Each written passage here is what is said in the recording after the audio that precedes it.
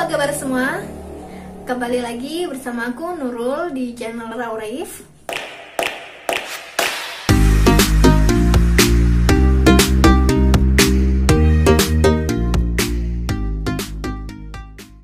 Di video kali ini aku akan mereview sebuah buku yang sudah lama aku nantikan dan ingin aku baca, yakni ACOTAR, A Court of Thorns and Roses. Buku ini adalah merupakan buku terjemahan bergenre fantasi. Dan apabila nanti ada salah pengucapan pronunciation yang salah, aku mohon maaf karena memang ini adalah buku terjemahan dan saya masih belum pernah baca buku bahasa Inggris. Ini adalah buku fantasi yang pertama kali aku baca. Padahal aku ingin membeli Harry Potter, tapi tidak tahu kenapa, karena seri Harry Potter itu sangat banyak. Karena ini hanya ada 3 buku, maka aku memutuskan beli ini. Nah, buku ini merupakan buku karya Sarah J. Maas. Buku ini merupakan buku terjemahan bahasa Indonesia yang diterbitkan oleh penerbit Buana Sastra. Tebal dari buku ini adalah 587 halaman. Nah, kalau kalian sangat penasaran sekali dengan buku-buku fantasi atau kalian penasaran sekali dengan alur ceritanya, itu akan membuat kalian estafet dalam membacanya dan ingin cepat-cepat selesai. Itu mungkin berlaku bagi saya, tapi mungkin ada yang sama. Bisa komen juga di bawah. Buku ini menceritakan seorang Feyre. Dia adalah seorang pemburu. Di musim dingin itu sangat minim sekali stok makanan. Diceritakan di sini tuh Feyre adalah keluarga yang awalnya keluarga yang sangat kaya raya, kemudian dia bangkrut dan ibunya meninggal. Feyre ini adalah seorang anak terakhir dari 3 bersaudara yang bernama Elaine dan Nesta. Nah, pada saat berburu dia tidak menemukan hewan. Dia pantang untuk pulang sebelum dia menemukan buruannya. Dia pasti memikirkan, kalau saya pulang maka saya tidak makan, gitu. Jadi Feyre itu menemukan sebuah rusa yang sangat lama dia idam-idamkan. Saat menemukan sebuah rusa, tapi ada sosok lain atau hewan lain, yakni serigala yang besar gitu ya. Dalam isu yang sering dia dengar bahwa serigala itu bisa saja dari peri.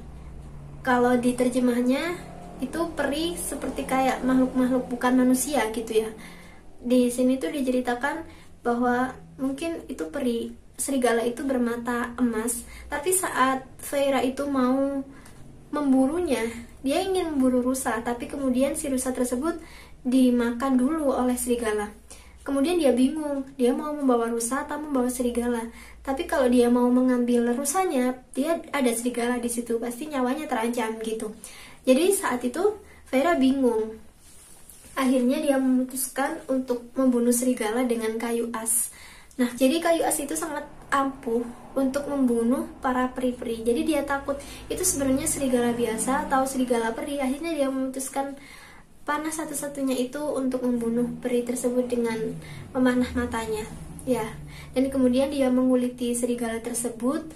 Dan dia juga membawa rusanya. Jadi dia membawa kulit serigala, juga dia membawa rusa.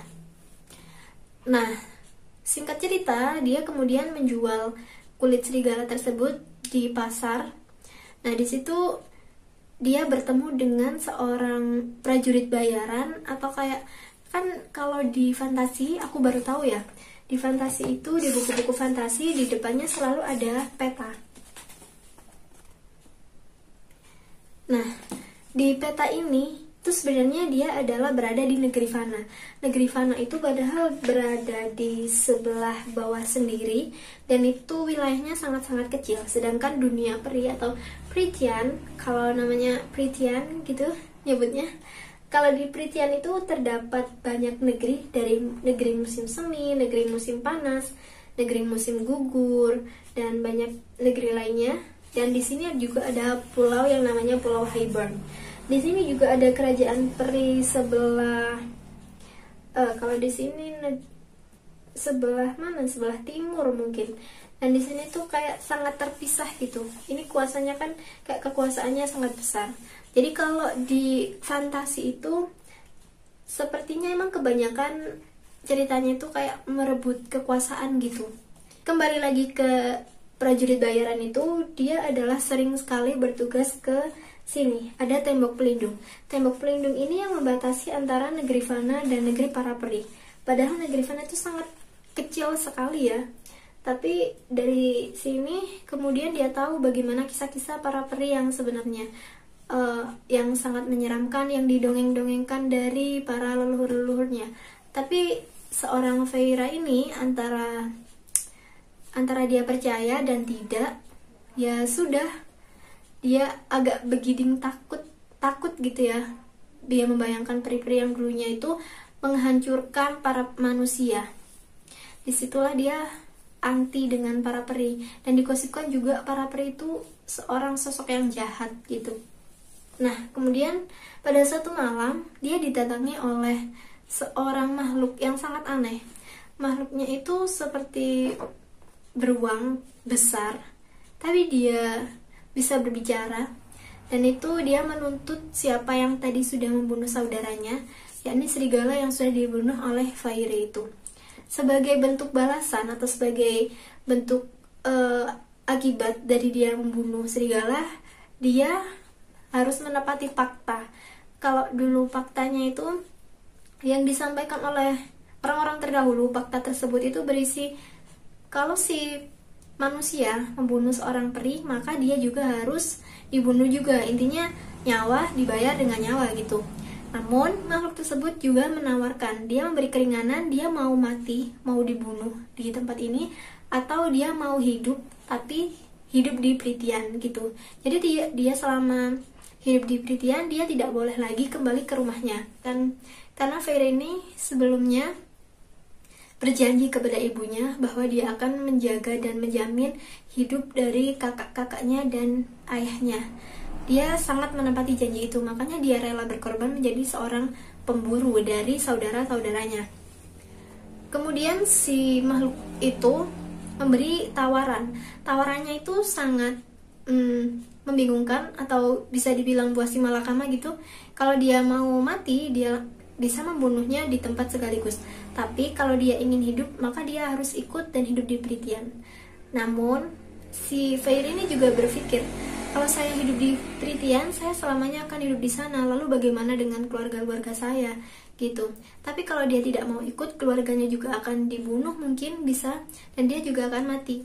Lalu kemudian dia memutuskan untuk ikut, karena dia sebelumnya kan sudah mendengar bagaimana kehidupan di Prythian, makhluk-makhluknya yang sangat mengerikan, yang bisa sangat membunuh tanpa kasat mata itu kan. Nah, pada akhirnya apa yang terjadi di dalam tembok ini, kan mereka ada di luar tembok ya, dunia Fana itu. Lalu apa yang terjadi di luar tembok sana itu sangat berbeda dengan apa yang selama ini diceritakan oleh orang-orang atau oleh manusia. Di situ akhirnya dia melanjutkan kehidupannya. Bagaimana kelanjutan hidup seorang Feyre saat hidup di Prythian itu kalian bisa baca sendiri. Itu adalah awal dari semua kisah Feyre. Kalau saya meneruskan maka akan jadi spoiler, dan saya tidak mau spoiler di video ini. Ya, karena mengungkapkan isi dari cerita atau memberikan clue-nya membuat kalian nanti yang membaca buku ini jadi tidak penasaran, jadi tahu ceritanya. Oleh karena itu, aku hanya mengulas awal saja dari ceritanya. Sedangkan awal cerita itu kisaran berapa halaman?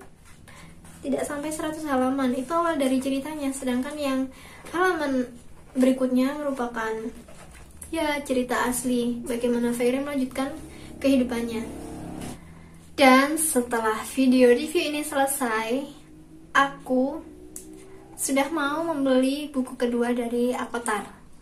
Dan bukunya sedang ada di perjalanan. Karena penasaran bagaimana kisah selanjutnya dari Feyre.